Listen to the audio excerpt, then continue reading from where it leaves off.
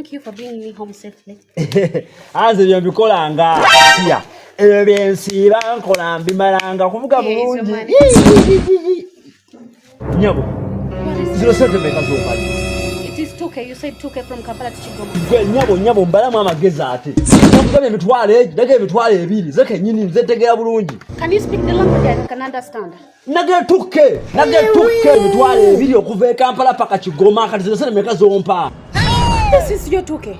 Gujya mbalamu amagezi. Kujje Kampala kuleta Kigoma nage emitwale ebiri, zeke nyini 2K kati zero sentiment azompa. That is 2K. God have mercy upon us. Yabiri gono sitegera simanyi sente nabya sente okwanga wewe kozoluzungu. Maya kozoluzungu na mafano gwenyazo ndagala sente zangu. What is it? Can you speak the language I can understand? Jalo konya. Gwenya ona cha kuzibira mu sente zangu omwala. Amanya bulabayo. Omwala bulaba. Mujje Kampala nanga bagenda Kigoma. Nimuka emitwale eji 2K. Sema tukwana la sente zampa. La sente zampa yes. Mbabiri janga. Namukambe 2K emitwale eji. He said you took it from Kampala to Kigoma. He said he took it from Kampala to Kigoma. Bendera sente zange mitwale ebiri simba wana. Simba.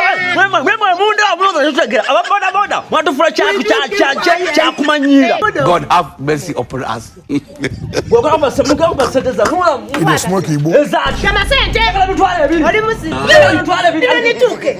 Tuke jino jili ebiri. Kayenda. Tegera. Kayenda baba. Jili ebiri ndagala mitwale eji. Ndagala mitwale jange ebiri nyawo. It's finished. Oga. Mfudde. Namusta sirina. Kale za bila zo muzimbo ba.